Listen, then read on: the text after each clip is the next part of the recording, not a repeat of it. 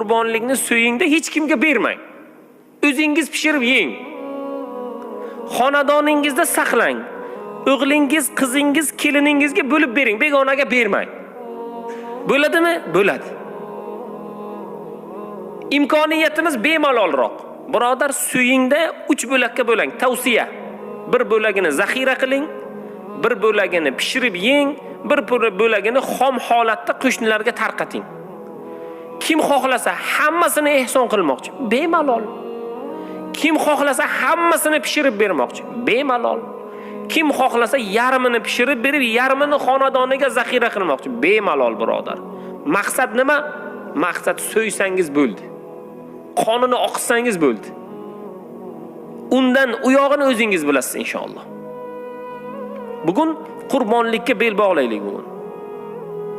Qurbonlikni baquvvatini